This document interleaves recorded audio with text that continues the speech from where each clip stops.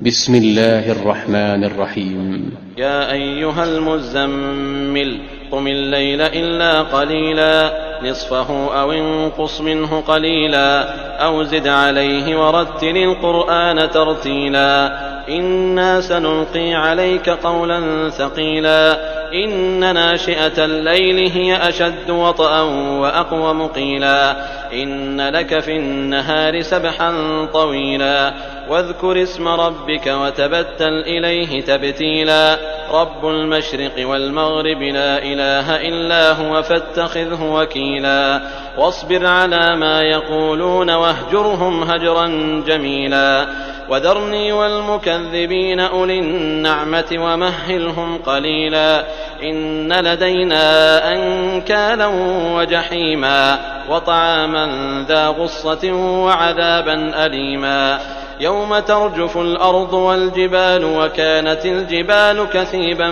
مهيلا إنا أرسلنا إليكم رسولا شاهدا عليكم كما أرسلنا إلى فرعون رسولا فعصى فرعون الرسول فأخذناه أخذا وبيلا فكيف تتقون إن كفرتم يوما يجعل الولدان شيبا السماء منفطر به كان وعده مفعولا إن هذه تذكرة فمن شاء اتخذ إلى ربه سبيلا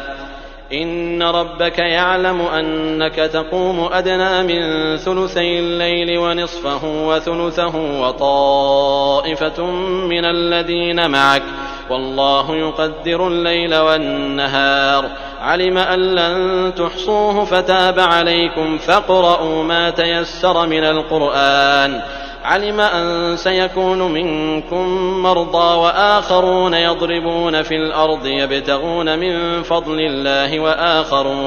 وآخرون يقاتلون في سبيل الله فاقرؤوا ما تيسر منه وأقيموا الصلاة وآتوا الزكاة وأقرضوا الله قرضا حسنا وما تقدموا لأنفسكم من خير تجدوه عند الله هو خيرا وأعظم أجرا واستغفروا الله إن الله غفور رحيم.